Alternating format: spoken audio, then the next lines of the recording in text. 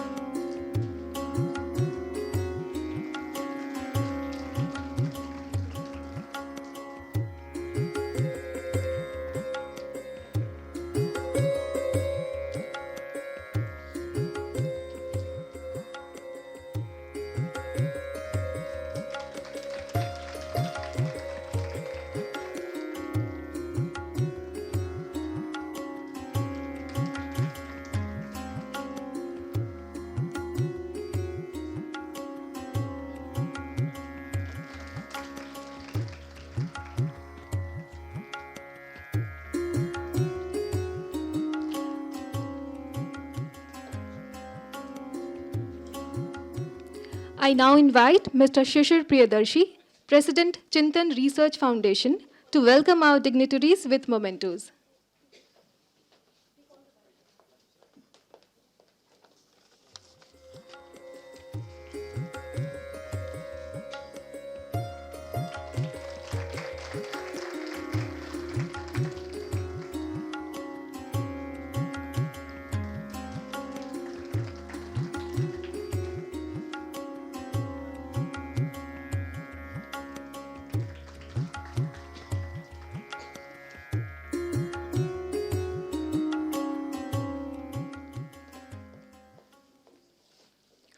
To mark the auspicious beginning of this summit, may I request our dignitaries to proceed for the lighting of the ceremonial lamp.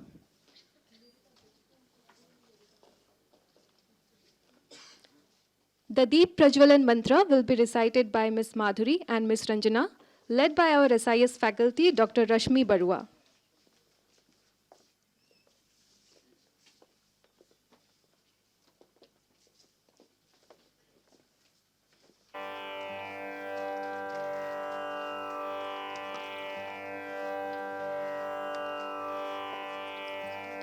असतो मा सद्गमय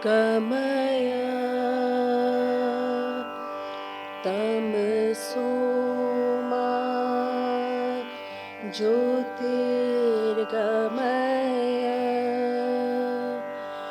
मृत्योर्मा अमृतं गमय ॐ शान्ति शान्ति शान्ति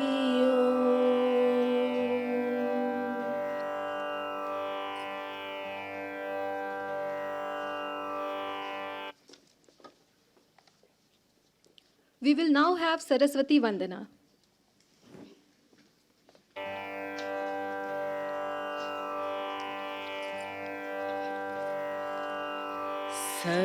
सरस्वती महात्म्यं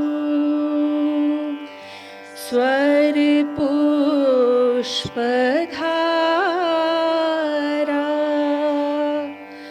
मङ्गलं मङ्गलं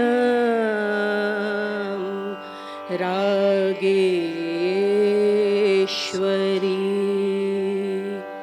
सप्तस्वर रागरूपिणी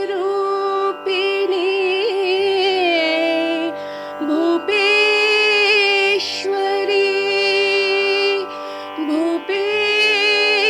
Bhupeshwari Bhupeshwari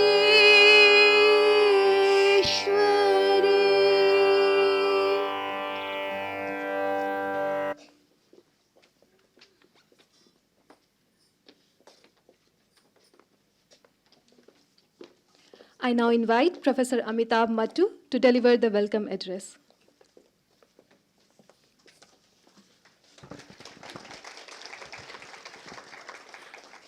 The Honorable Dr. Subramaniam Jaishankar, Ambassador Kanwal Sibal, Professor Santishree Dhulipudi Pandit, Shri Shishir Priyadarshi, Excellencies, distinguished guests, colleagues, alumni, above all students, ladies and gentlemen.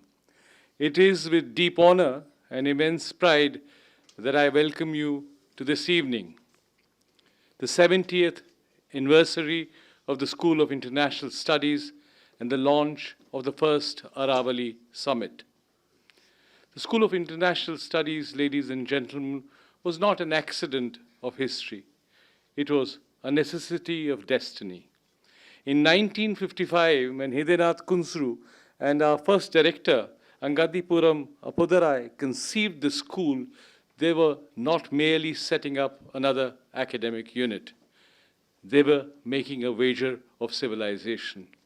The wager was simple but profound, that India, newly independent, could not navigate the storms of the 20th century without its own interpreters of world affairs. That the pen of the scholar was as essential as the sword of the soldier and the craft of the diplomat. Globally, as you know, international relations then was an infant discipline, shaped in the shadow of war and captive to great power orthodoxy. But in India, through SIS, it became something else, an act of self-assertion. To study the world was not luxury, it was a matter of survival. And in 1959, when SIS launched the journal International Studies, it was not just an academic gesture. It was a bold declaration that India would not simply import theories, it would generate them. From its inception, SIS was heterodox in its DNA. It insisted on plurality, dissent, and debate. It insisted that India's voice mattered. Across 7 decades, SIS has been India's most vital crucible of ideas. When governments faltered, SIS provoked. When orthodoxy dominated, SIS dissented. When diplomacy needed ballast, SIS supplied depth. We have been India's laboratory of international relations, India's mirror India's conscience. And our alumni, diplomats, ministers, scholars, journalists, public intellectuals testify to this legacy. Few institutions in the global south can claim such a record of combining scholarship with statecraft. This evening, as we inaugurate the first Aravalli summit, we situate SIS at the heart of India's journey to 2047. The Aravalli, the ancient mountain hills where we have convened today, is both a shield and a witness, protecting, enduring, reminding us of resilience and continuity. In that spirit, the Aravalli Summit will be an annual convening of scholars, statesmen, and citizens, an arena where ideas are tested against history and imagination and the future. The summit's theme this year, India and the World Order Preparing for 2047, forces us to confront a double challenge. How must India prepare to be a developed civilizational power by its centenary? And how must the world be prepared for India? It's fitting that tonight we are joined by leaders who embody the dialogue between scholarship and policy. Dr. Subramaniam Jaishankar, our External Affairs Minister, and above all, our most distinguished alumnus, a scholar, diplomat whose clarity of thought and firmness of purpose have given India a new stature in the world. Honorable Minister, your presence affirms the inseparable bond between ideas and power. Ambassador Kanwal Sibal, our Chancellor, one of India's most distinguished diplomats, Sir, SIS is honored by your leadership of this university. Professor Santishree Dhulipudi Pandit, our Vice Chancellor and a proud alumna of JNU and SIS, her vision has invigorated this university and renewed the vitality of the school, linking heritage with innovation. Madam, thank you very much for your inspirational leadership. The president of our partner institution, the Chintan Research Foundation, Mr. Shishir Priyadarshi, our deeply valued partner whose solidarity we cherish. But friends, anniversaries are not only for nostalgia, they are for rededication. The first 70 years were about foundations. The next 25 until 2047 must be about leadership, intellectual leadership, policy leadership, moral leadership. If India is to shape the world of the centenary, SIS must shape the ideas of that world. If India is to be counted among the great, SIS must ensure it is also respected. This conference, therefore, is not only a commemoration, it's a call to arms of the mind, of the spirit, of the imagination. Let me finally end with the voice of Gurudev Rabindranath Tagore, who in Gitanjali prayed, where the mind is without fear and the head is held high, where knowledge is free, where the world has not been broken up into fragments by narrow domestic walls. That vision is as urgent in 2025 as it was in 1912. And as the Mahabharata reminds us, Dharmo Rakshite Rakshata, those who protect Dharma are themselves protected by it. Let's SIS in its 70th year pledge to uphold the Dharma of scholarship and the Dharma of India's responsibility to the world. On behalf of the School of International Studies, I welcome you all to SIS at 70 and the first Aravalli Summit. May the ideas born here today echo into the centenary of our republic and shape the conscience of the world. Thank you very much.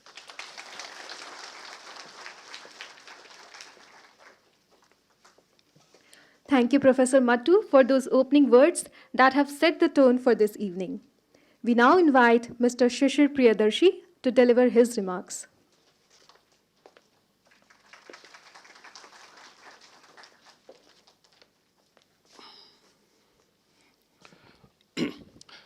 Most respected Dr. Jaishankar ji, Honorable Minister of External Affairs, the Chancellor of JNU, Ambassador Kanwal Sibal ji, Vice Chancellor of JNU, Srimati Pandit ji, the Dean of School of International Studies, Shri Amitabh Mattoo ji, all distinguished guests, friends, students.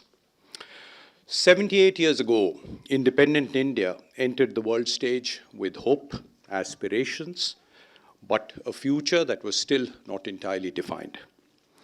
We began as a nation that contributed less than 3% of global output.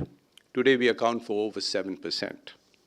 We are the world's fourth largest economy, soon to become the third largest. So it has been an amazing journey. It's been a tough journey, but a very rewarding journey. Let me therefore begin by asking a simple question to all of you. What is the India you envisage in 2047? Where is it that you would like to see your country be? As an emerging economy which reacts to agendas set in faraway shores, or as a developed nation that sets the agenda not just for itself, but for a shared global vision that is anchored in fairness and equity. If history of these 78 years has taught us anything, it is that destiny favors those brave enough to write its chapters. And I think that India has the pen in its hand. It is therefore both an honor and a privilege to stand before you today, representing the Chintan Research Foundation, a very young think tank committed to shaping public policy dialogue through evidence-based research, and I must say, unapologetic thought leadership. What makes this event for Chintan even more exceptional is that we joined hands with the Ministry of External Affairs to celebrate the 70th anniversary of the School of International Studies and at the launch of this first Aravalli Summit. These two entities, the Ministry of External Affairs and the School of International Studies, are not simply pillars of academia or diplomacy. They are architects of India's presence in a complex world. So, I spent 25 years in the WTO and saw this amazing change there. There was a time when India would raise its flag and the flag would be overlooked. To a time that now, perhaps from about a decade ago, that if India did not raise its flag, someone from the podium on behalf of the chair would come and ask India, why are you not taking the floor? Why and how this has happened, you can perhaps hear firsthand from one of the architects of this amazing change, Dr. Jaishankar. Under his leadership, India's foreign policy has transformed from cautious engagement to strategic autonomy. Dr. Jaishankar has ensured that India's interests are not just articulated, but are advanced with clarity, conviction, and purpose. In a divided world, sir, you have made sure that our country stands tall, respected, relevant, and importantly, resolutely independent. Institutions like JNU and the School of International Studies can be proud for producing stalwarts who have left their imprint far beyond the walls of this institution. To the Chancellor, to the Vice Chancellor, and to Dr. Mattoo and his team, India's foreign policy, academia, and thought leadership are stronger because of your contributions. We live in an age where the butterfly effect isn't just a poetic phrase. It's our daily breaking news. A decision made in one corner of the globe reverberates all through the world. From trade to technology, no border is truly closed. No problem strictly local. But if challenges are shared, then solutions must also be found which are common and benefit to all. In such a scenario, partnerships and collaboration are the new imperative. And CRF, Chintan, stands firm in this conviction. Through our three verticals, which are trade and economy, climate change and energy transition, geopolitics and strategic studies, we work to cross-pollinate ideas, fuse perspectives, and drive holistic solutions. Collaboration and cooperation are two very important words for us.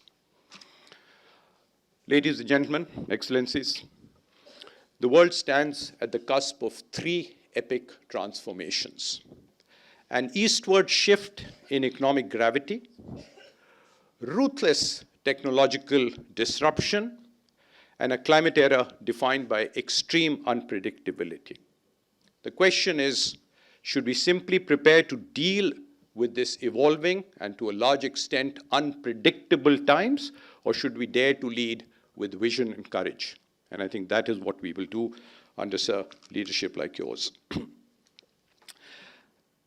Before concluding, sir, in 2047, I think India doesn't want a seat at the table just as a spectator. It wants to sit on the table as a decisive participant, shaping conversations. Because if prosperity is a global party, then equity must sit at the head of that table. And that is why India's voice must speak not only for itself, but for all those who've been excluded from this conversation for years. And because we have the presence of the Honorable Minister, I just make 3 small suggestions, which are already being, I think, very well thought of and implemented. India must drive multilateral change.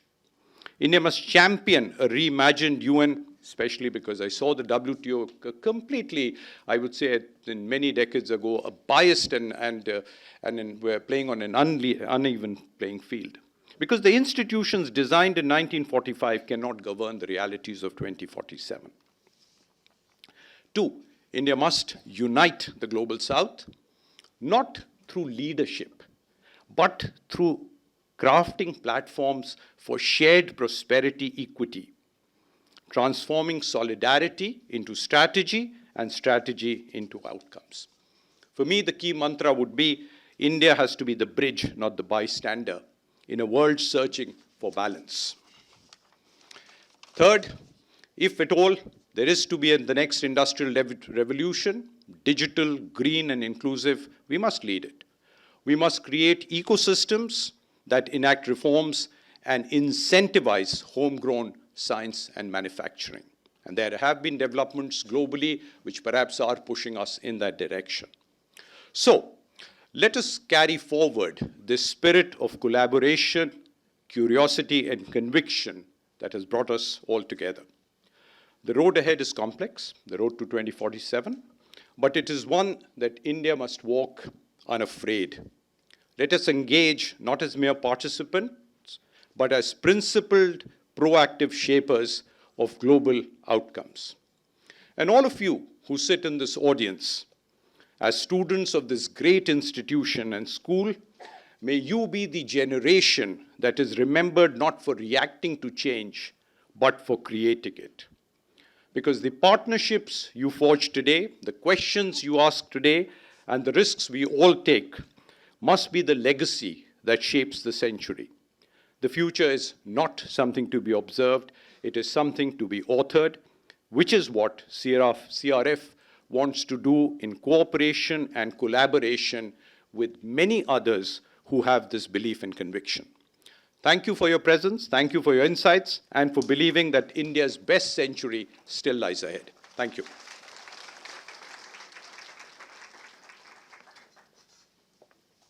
Thank you, Mr. Priyadarshi, for your valuable reflections. It is my honor now to invite Professor Santishree Dhulipudi Pandit, Vice Chancellor JNU, to deliver the chair's address.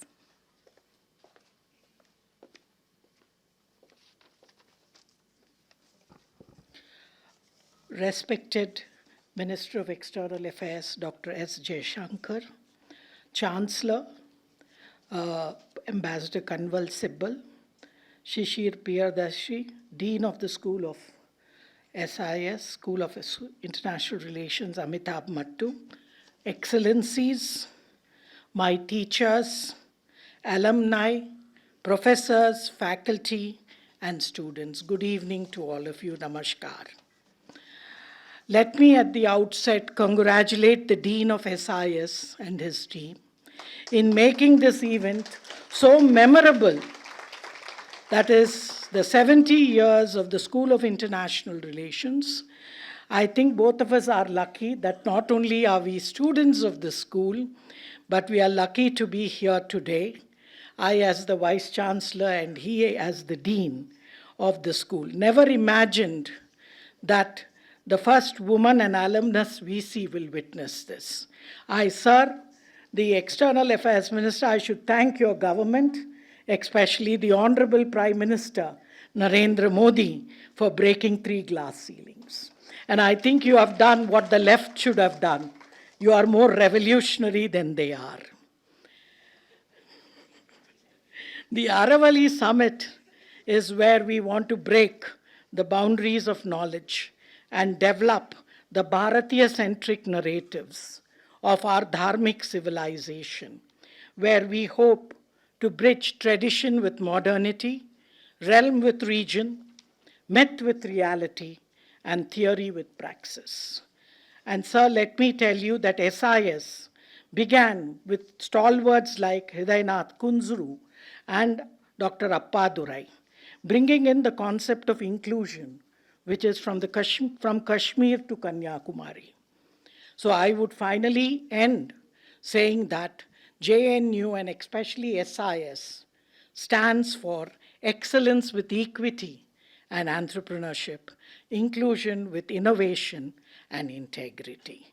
Once again, I thank all of you for being here this evening to celebrate our 70 years, and let us hope that we do better and better. And I thank the Ministry of External Affairs for lending a hand, as our alumnus, as well as the minister.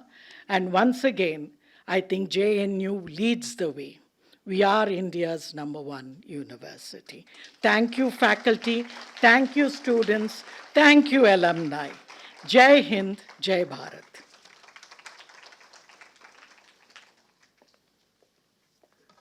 Thank you, ma'am, for your inspiring words.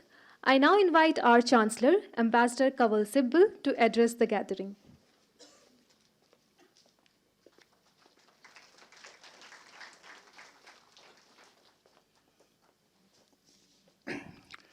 Well, we are deeply honored that we have as chief guest the External Affairs Minister, who's also an alumnus of this university, the most appropriate person to be invited for this first Aravalli summit, for which I congratulate the Vice Chancellor and the Dean of the School of International Studies for having taken this initiative and crafted a very interesting program, elaborate program of discussion on various topics of contemporary interest. And the title, India and the World Order, Preparing for 2047, is appropriate because this is the target that our Prime Minister has defined for India to become a developed country by that date, which will be the 100 years of India's independence. I think we have the most qualified person to address this topic. He has spoken widely in India and abroad. Sometimes I admire his energy. He's indefatigable. He's done this with a lot of clarity and eloquence and depth of strategic thinking. The subject India and the World Order Preparing for 2047.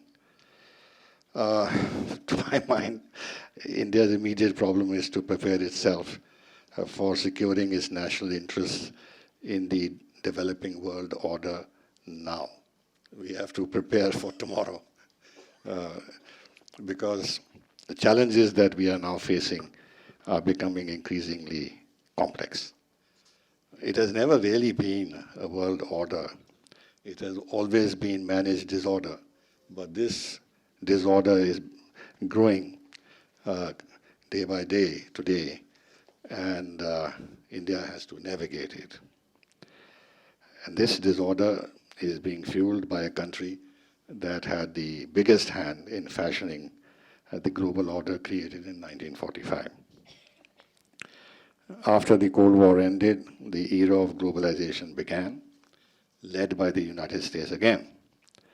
The world has benefited from it, although there have been downsides to globalization in terms of rising inequalities amongst and within nations.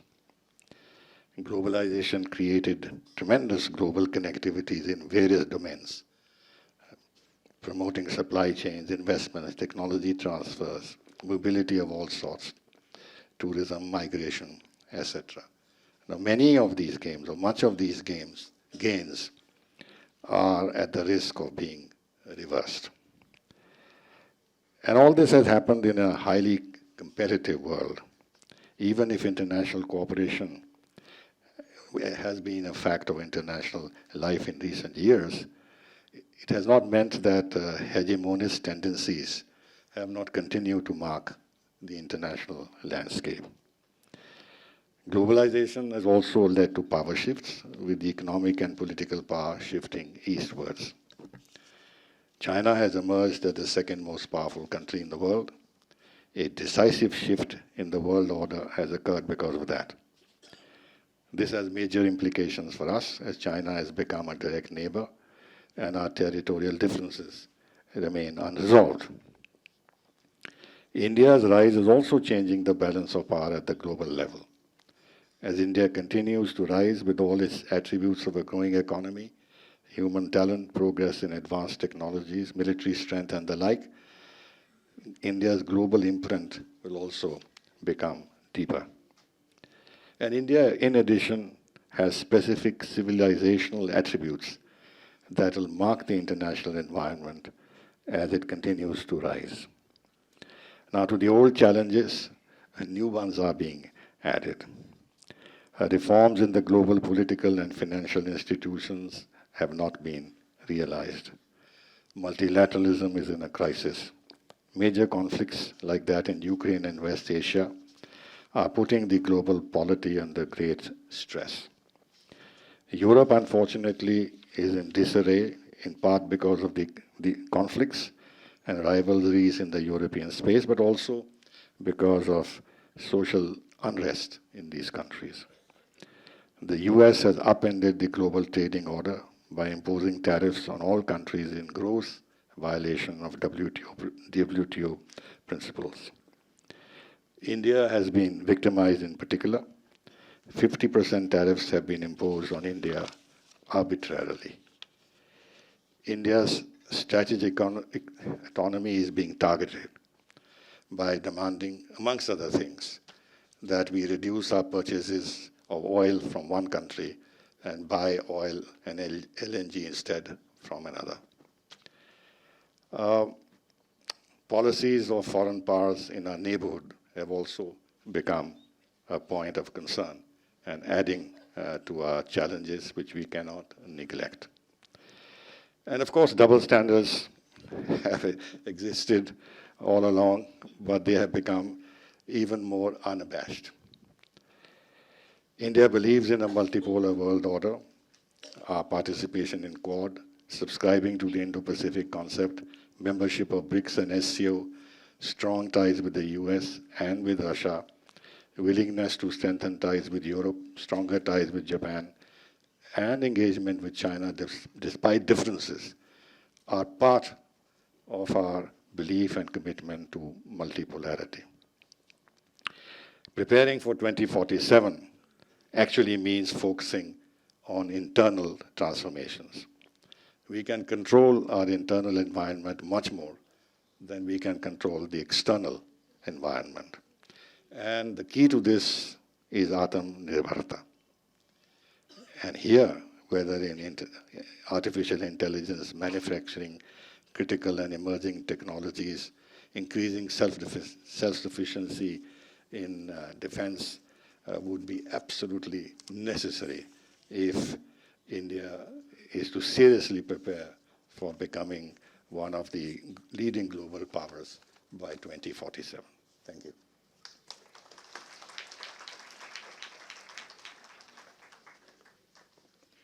Thank you, sir, for your insightful address.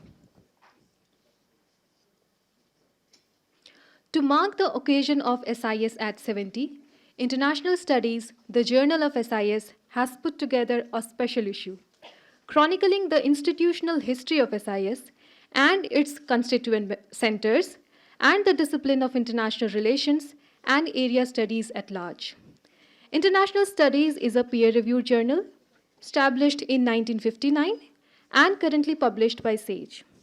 We are proud to announce the release of this special issue on this occasion in the presence of the dignitaries on the stage and this august audience. I invite on stage the managing editors of the SIS journal, Professor Sanjay Pandey, Professor Shrobni Roy Chaudhary, and Professor Archana Negi. This historic issue would not have been made possible without those who have contributed to it. I also call upon the contributors to please join on the stage. The two opening contributors to this special issue are on stage with us, Professor Santishree Dhulipudi Pandit and Professor Mattoo.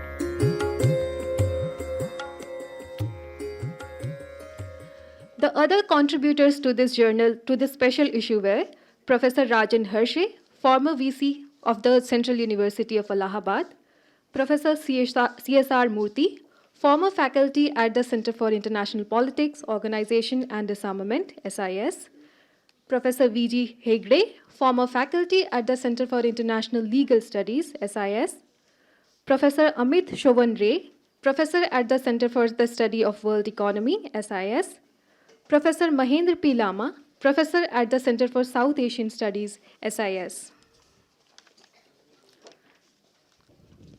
Thank you, the editors and contributors, for making this special issue possible. It is my privilege now to invite Honorable Dr. S. Jaishankar to deliver the inaugural address.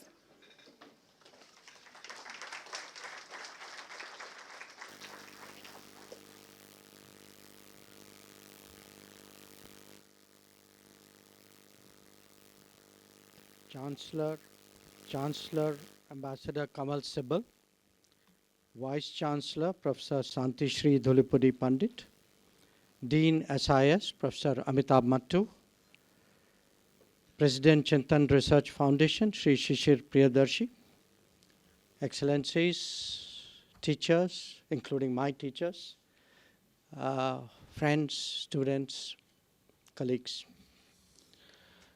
It's a great pleasure for me to join you all as we celebrate the School of International Studies turning 70 and holding the first Aravalli Summit.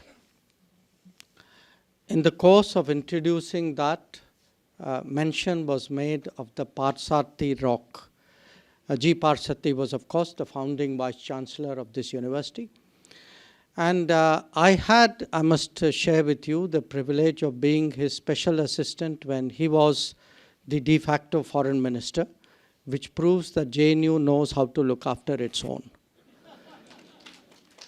Now, I myself entered the roles of SIS in its 20th year. And so for me, this is a personal milestone of 50 years of association. 52, if I also count my MA courses, which I did while studying in the School of Social Sciences.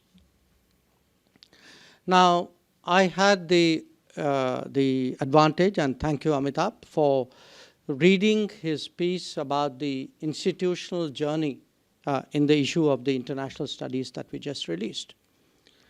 And I reflected on the good fortune of having the opportunity to interact with some of the founding stalwarts of the SIS.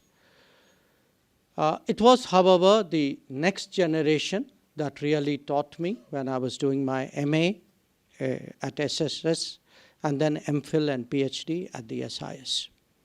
So let me genuflect to them all today on this occasion. And some of my teachers are present here.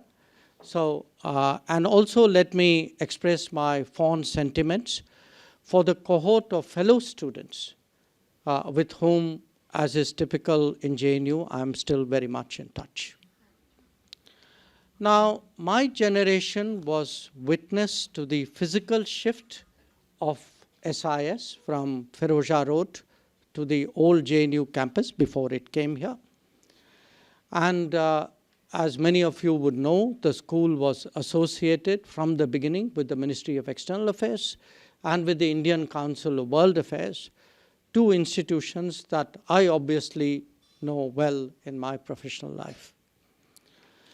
Being in the same domain, it is also natural that I'm familiar, maybe more than familiar, with many generations of scholars and academics of SIS. In ministry and embassies abroad, we would renew our acquaintance regularly and exchange notes and views. So today, I speak to you not just as the foreign minister or even as an alumnus, but as someone with a deep and abiding connection to the School of International Studies. As I do, the thought crosses my mind whether studying international relations has actually helped me to practice it more adeptly. Now, certainly a PhD and MPhil that were on the impact of nuclear technology on diplomacy provided a foundation for some professional responsibilities. Early in the Ministry of External Affairs, I dealt with the issue of Tarapur fuel supply, and then in the fashioning of the first export control regime that we finalized in 1984. Thereafter, that foundation was useful when we negotiated the nuclear deal with the United States 2 decades later and engaged with the nuclear suppliers group. A very different dimension were the SIS courses that I undertook on Chinese and Soviet politics, which certainly made it so much easier to function when I worked in those societies. Looking back, perhaps the schooling in SIS also helped shape many other traits, including the inclination to engage and utilize the academic community and its platforms. And perhaps in a way I could blame my books on all of you. Now, the SIS started at a stage of our history when we began re-engaging the world after our independence. Since then, it has analyzed and interpreted global events while nation building advanced. A large portion of this period was when India confronted significant problems and adverse circumstances. Today, SIS must consider shifting gears and undertaking the task of addressing the agenda of Viksit Bharat.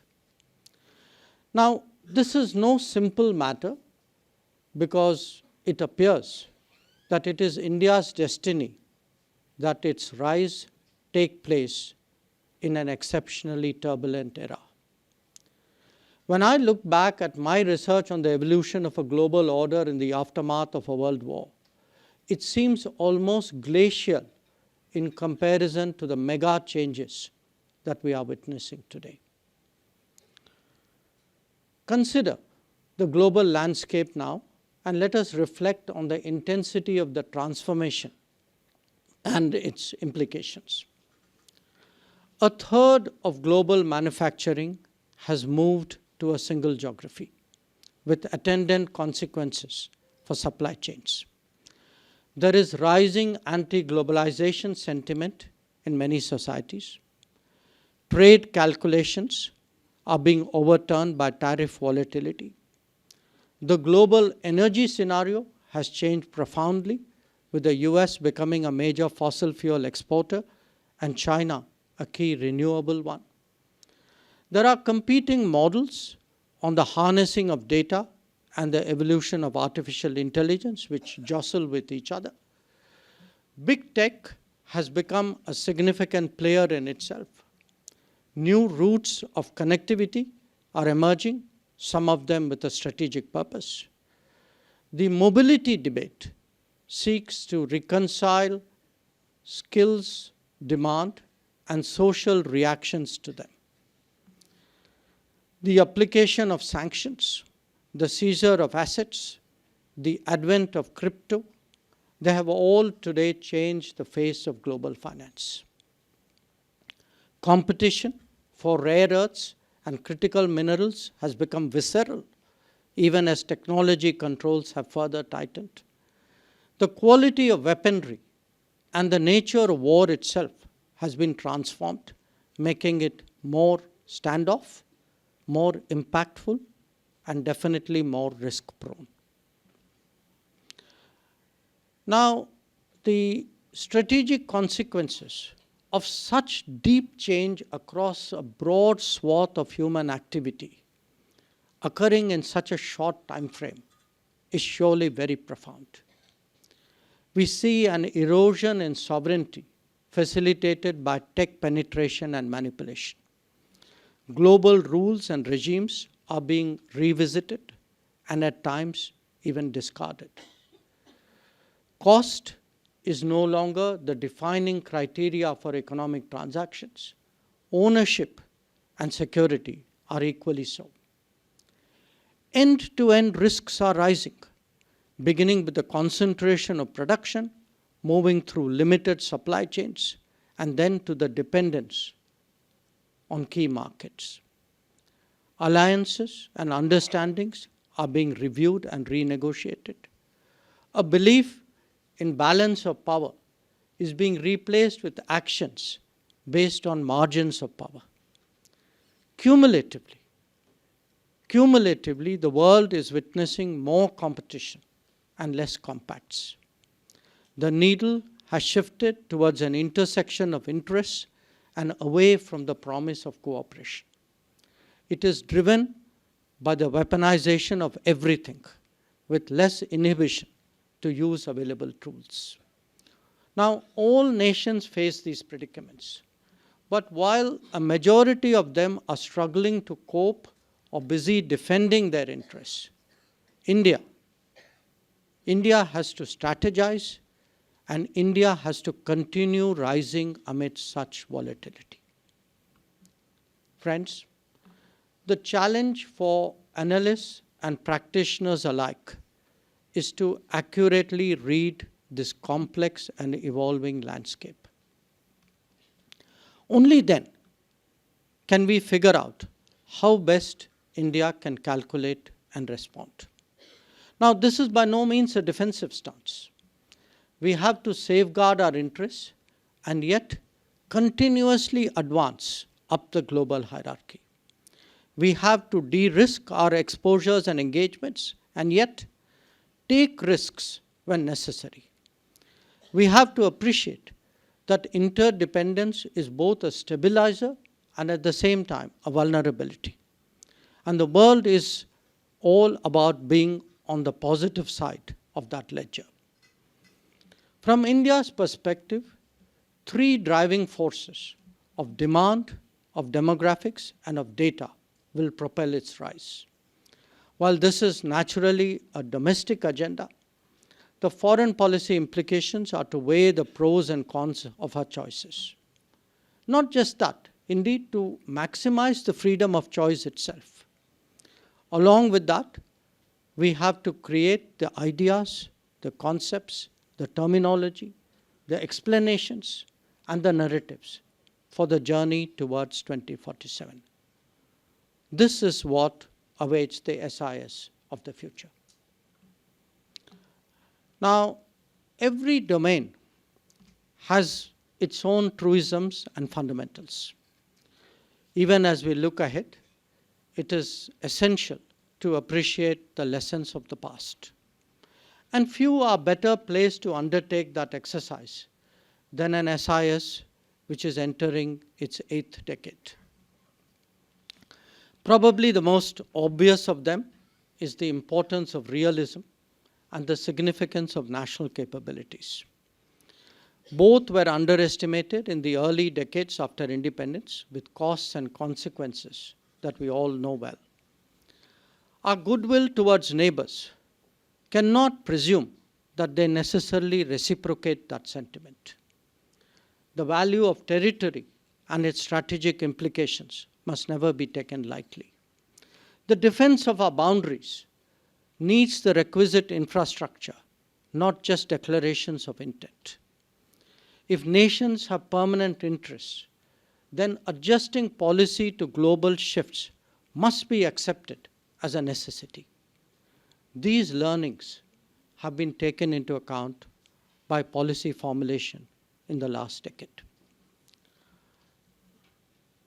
Now, allow me, in addition, to highlight 10 particular dimensions of change that we have also seen in the same period. 1, relationships need to be continuously tended, not episodically addressed. That is why we see a more intense diplomacy and a more high-profile one within the subcontinent itself and with the Gulf, ASEAN, Central Asia, and major powers. Some bilateral visits have actually taken place after decades, after a gap of decades.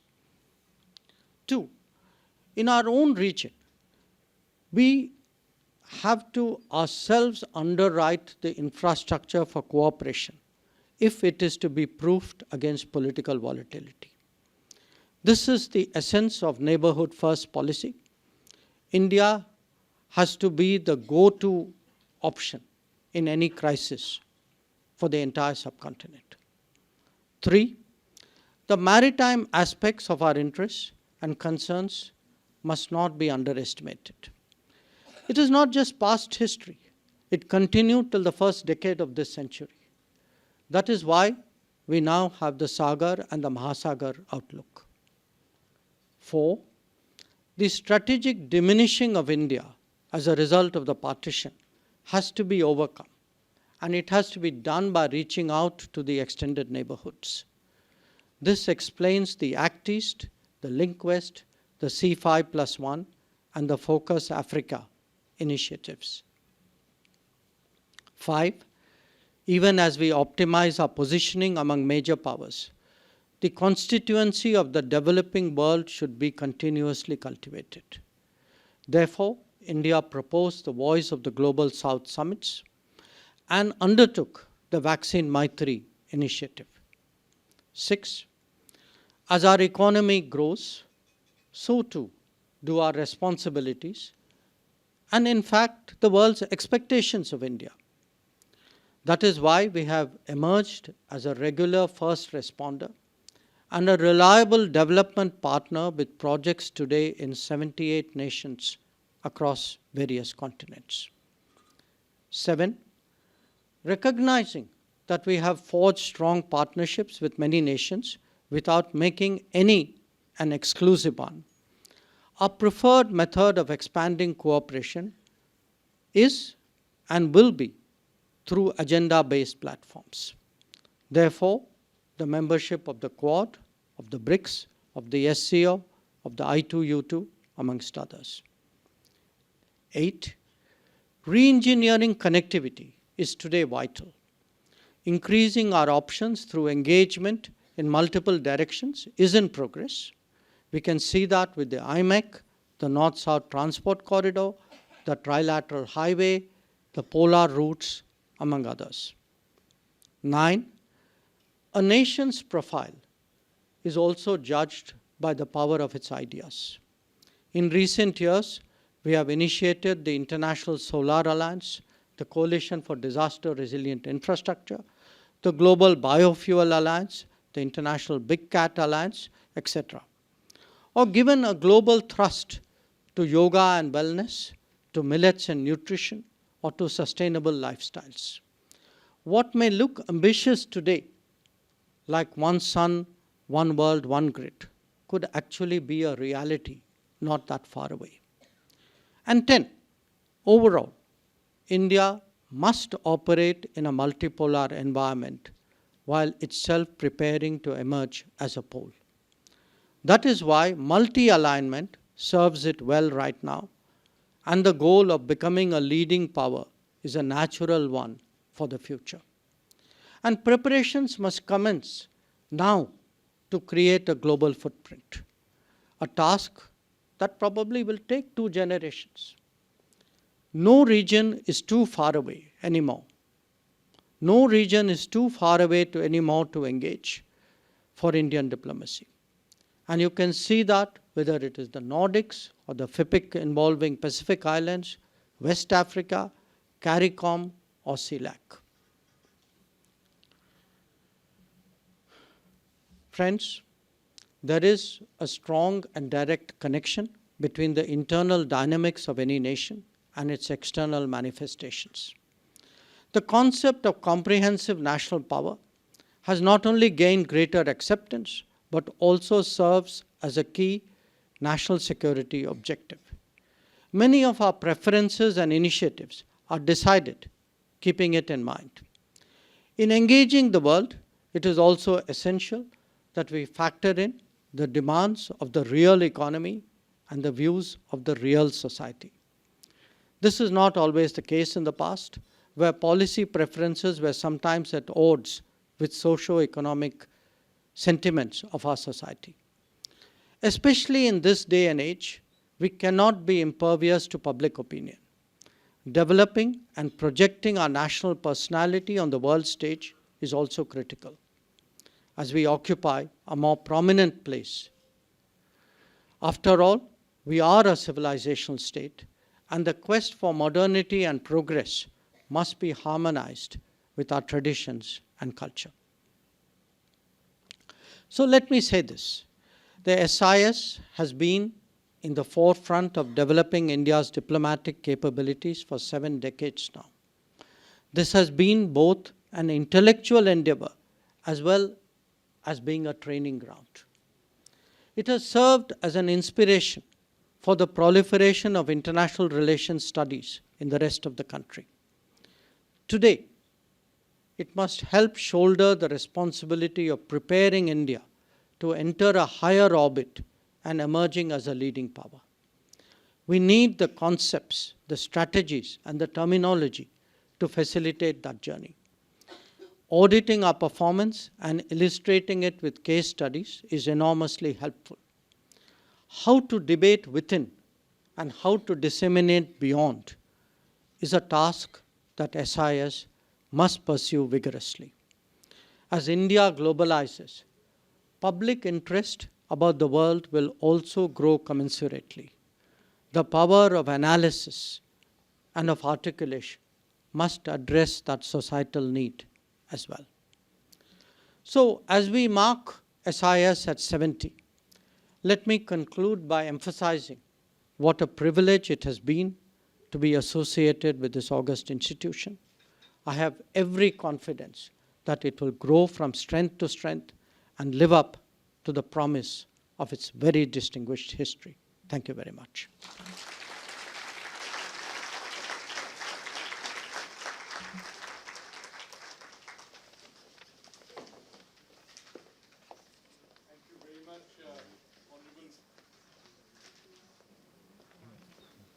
Thank you very much, Honorable Minister, for that brilliant, Thank you very much, Honorable Minister, for that brilliant, inspirational speech. The Honorable Minister has agreed to take a few questions, and I would encourage students, sir, with your permission, to ask the first questions. Chetan in the back row.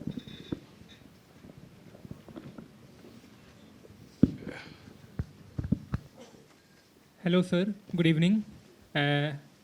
Sir, since independence, Indian foreign policy has moved from a phase of hyphenation to dehyphenation with Pakistan. But some recent events suggest that some degree of rehyphenation. So how do you see it, and does it indicate a gap between our policy intent and diplomatic outcome?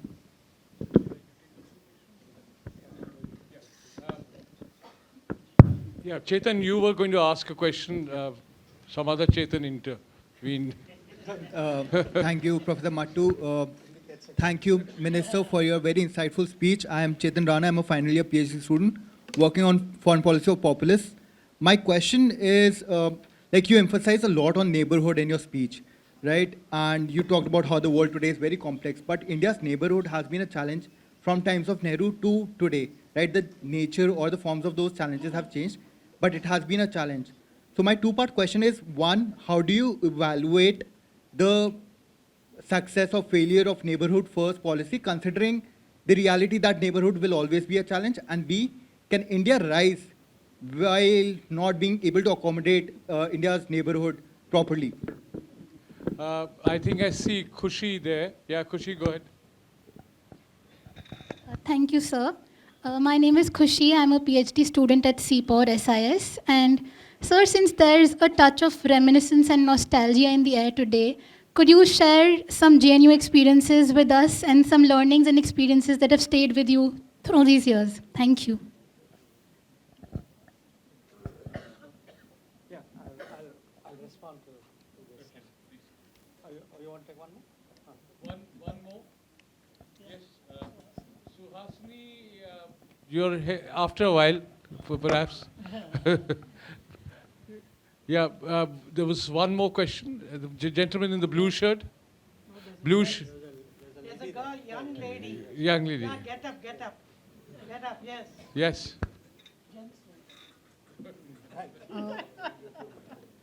So, good evening, sir. Good evening, everyone. As we know that India's foreign policy has long projected strategic autonomy, and it has been able to manage multiple major powers. And it has served India's interests. It has also helped India to navigate into the complex multipolar world today.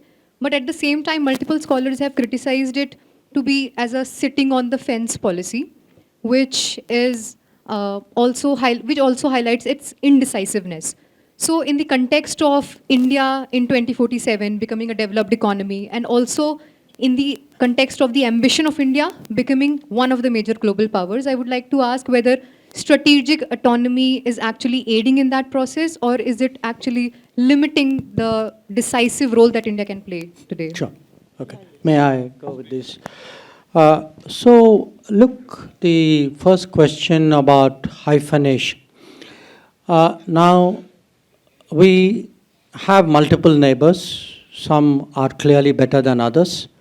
And the hyphenation normally happens with a neighbor who's not so nice.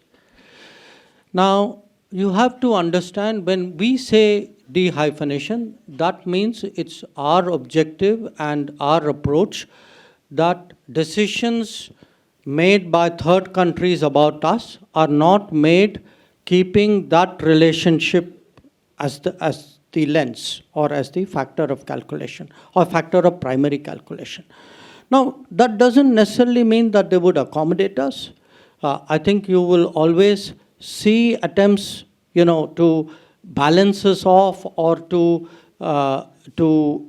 if there is a situation, to use that situation for their own ends.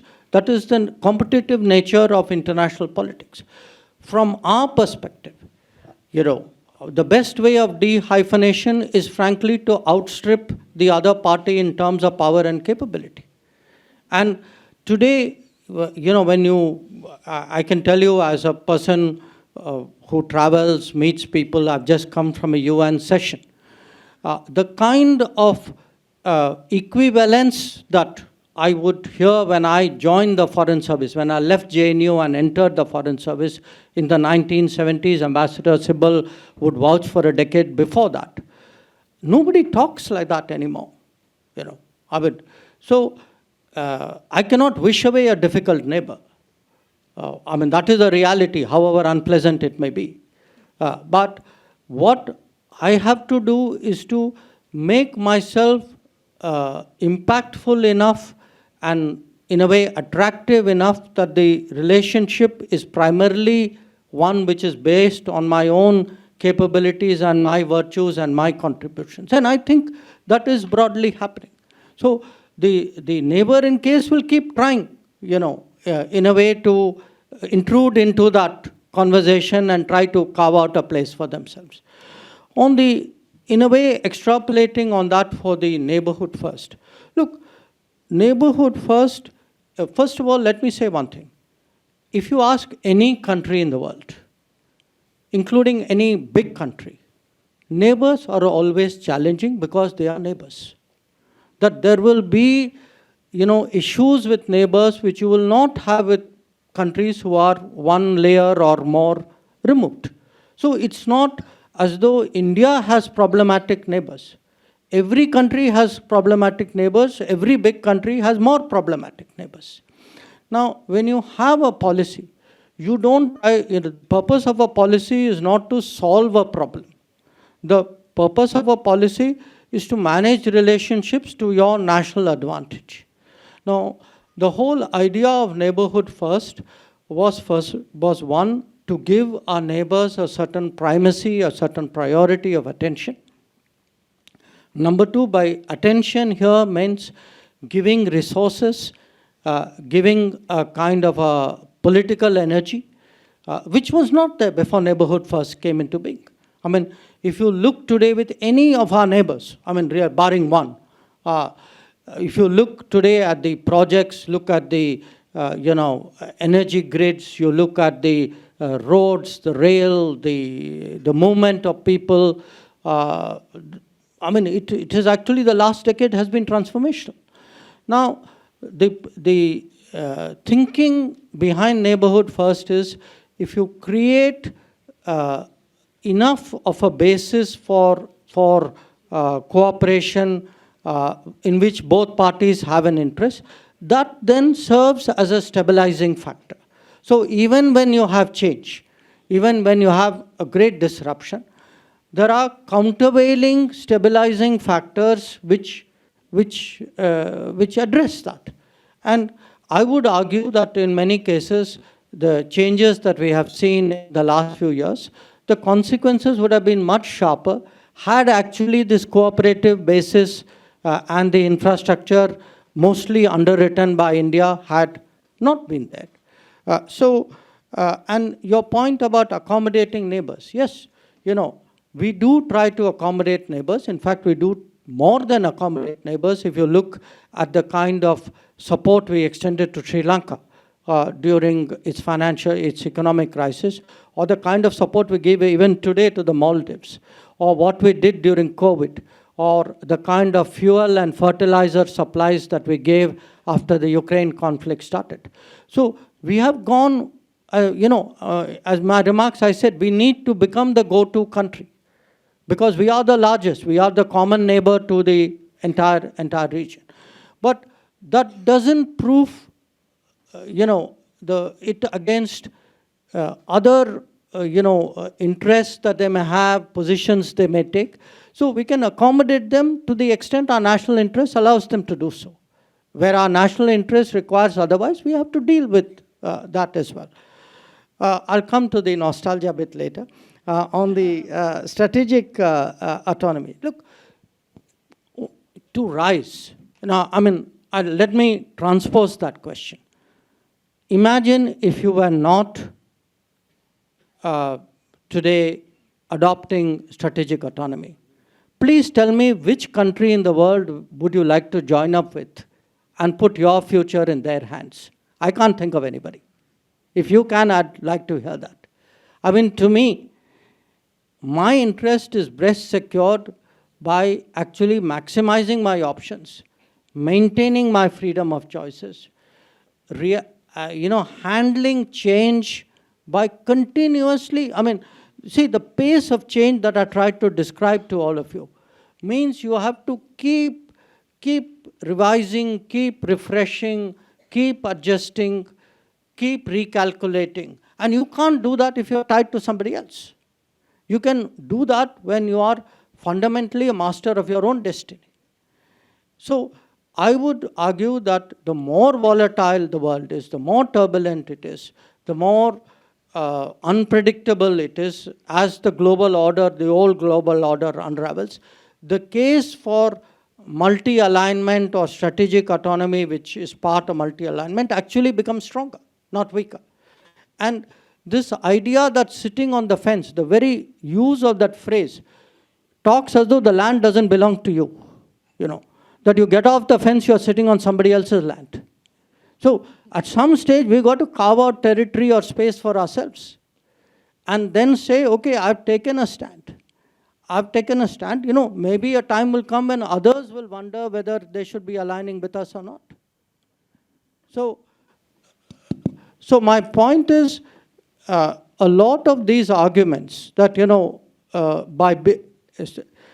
freedom of choice is equated with indecision, which is a clever subtext for saying align with me. I think we should call it out. We should say that, look, that's not the way I consider. I mean, when we were much weaker, we didn't do it. There is today no case to do it. In fact, when I look at the current trends in global international politics, I would argue that the behavior of states, some of which Ambassador Sibal also referred to, has actually made a stronger case for maintaining strategic autonomy and promoting multi-alignment. So the question about nostalgia, look, nostalgia takes many forms. I mean, I remember friends, some of whom are here, some of whom are not here, some of whom are not anymore with us. For me, in fact, this was not just a university I studied. I got married to a fellow JNU student. So I remember my teachers, some of whom are sitting here. I'm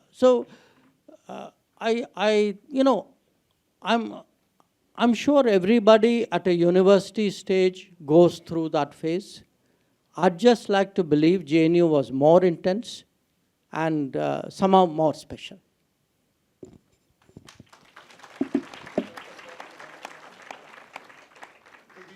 Just time for one more round. I have three more questions, but we'll have to limit it to, with your permission, students, because press get the chance to interact with you on a daily routine basis.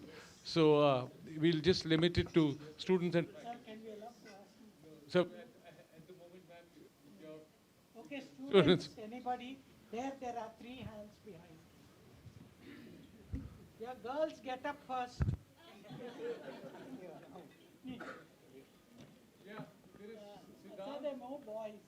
Yeah, please go ahead. Hello, sir. I'm a PhD scholar at the Center for African Studies. Question is that India's engagement is extending beyond its traditional setup. Like, we are also going to engaging with West Africa. So in this scenario, my question is, though India has been engaging, and the Honorable Prime Minister has also been engaging with a lot of African countries, but there's been a lot of individualistic engagement rather than seeing a very holistic engagement. And also, somewhere the last India-Africa Forum Summit also happened in 2015. So in these lines, and keeping in mind the title and of the conference, how do you see the engagement moving forward? Thank you, sir. The 2 boys. Yes.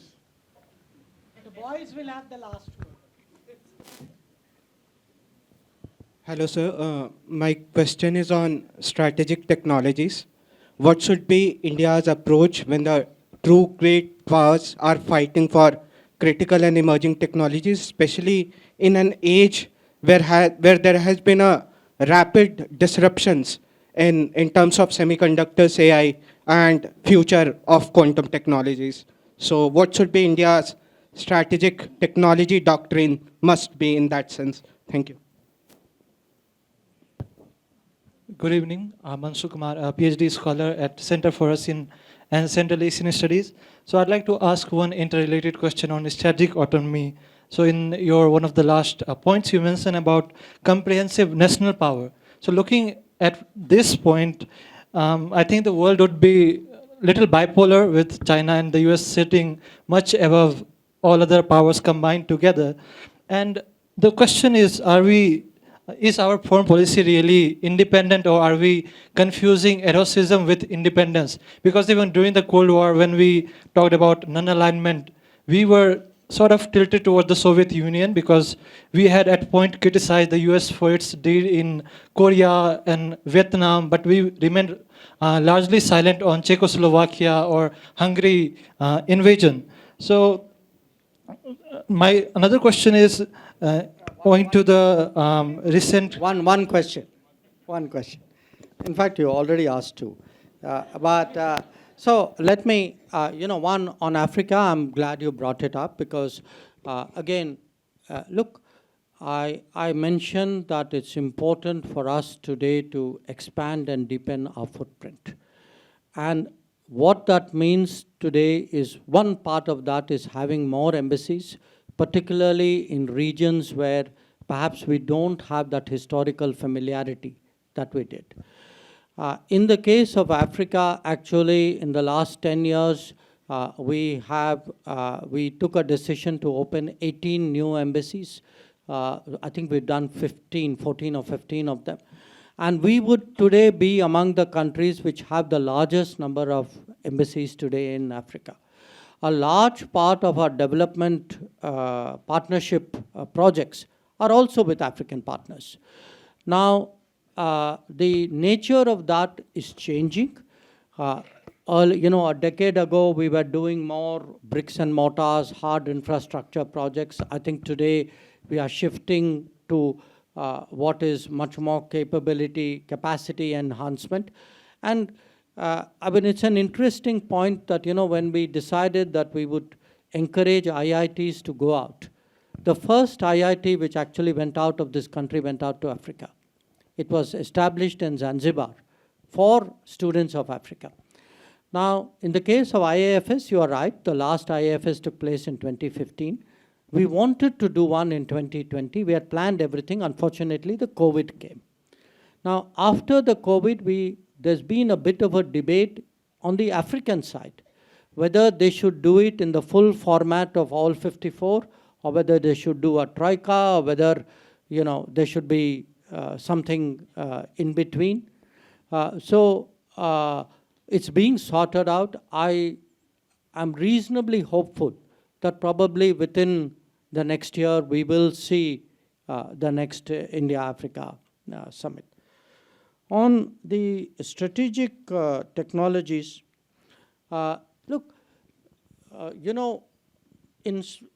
industrially, economically, for us, the 70s and 80s were in some ways lost decades. That particularly if you compare what China was doing at that time, 80s, and compare it to what was happening in India. And bear in mind, until the 80s, in terms of size of economy, we were about the same.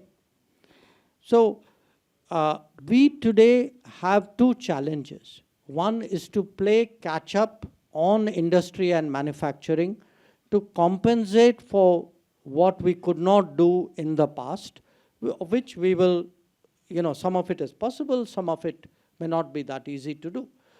But doing that doesn't mean you take your eyes off the ball where the new domains are coming up, because then you'll perpetually remain behind the curve, you'll remain backward.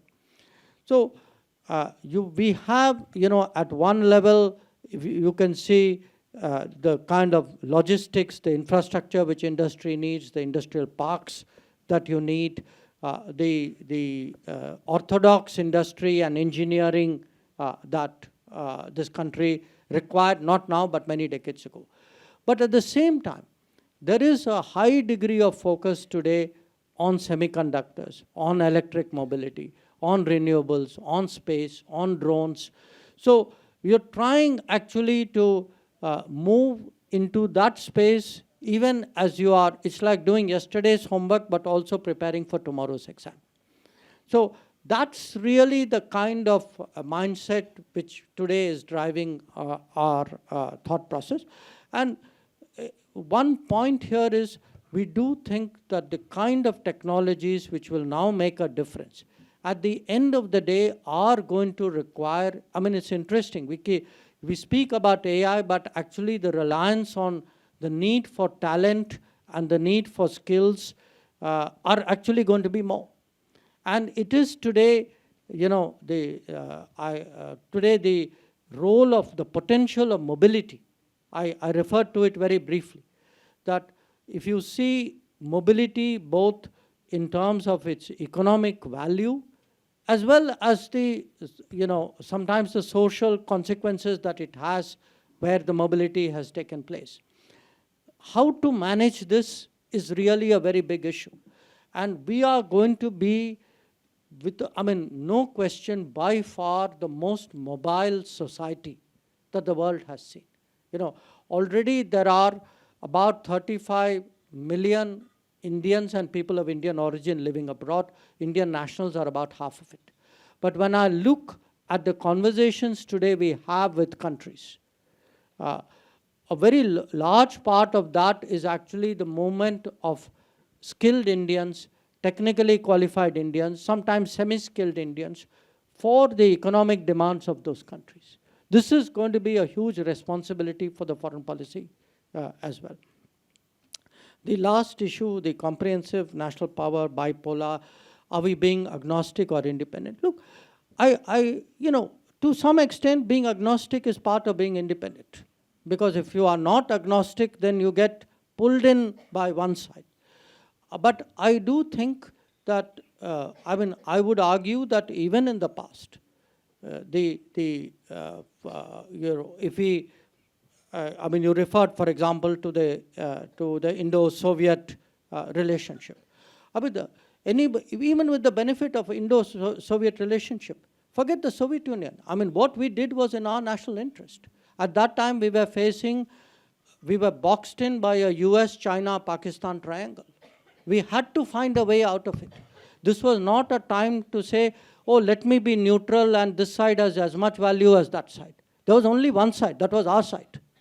And that side dictated that whatever we had to do in our national interest, you don't approach the world about being fair and equitable when it comes to your national interest. On our national interest prevails. So the point there was, we took what was the right decision at that time in the midst of an acute national security crisis. And over the years, today, we will take positions. Even today, we are sometimes pressed by countries to take positions saying some great principle of international relations is involved. I asked them, where were you when that principle applied to me? So finally, I'm not, it is not my case that norms, rules, principles don't matter. They do. It is part of a stable management of the world. But in the final analysis, national interest trumps everything else. And to my mind, that should be the final test of foreign policy making. It has to be obviously explained and projected to different audiences in the best possible manner. But, again, because you mentioned it's a bipolar world, I would urge you to look at projections. The theme of this Aravalli conference is preparing for 2047. Please do look at what are fairly objective studies where India could be and should be by 2047. It doesn't look very bipolar to me. Thank you.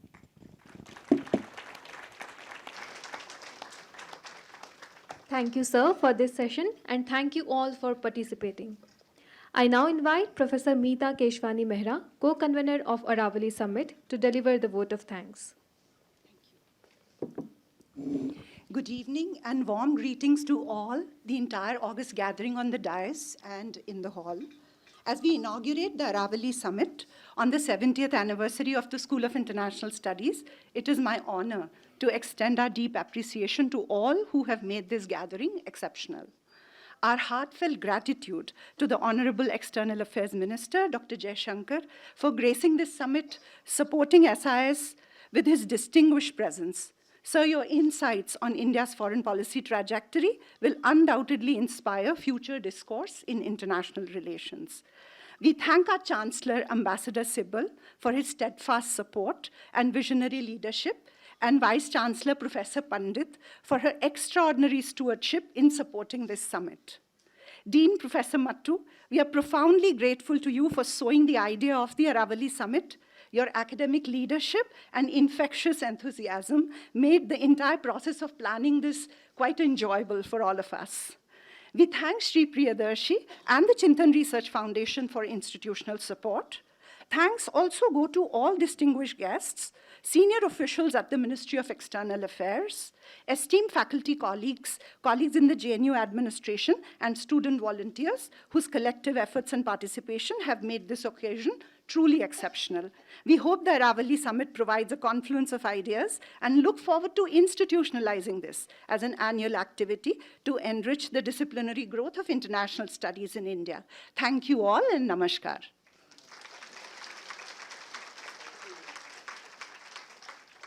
Thank you, Professor Mehra, and thank you all our dignitaries, speakers, and participants. This brings us to the end of inaugural session.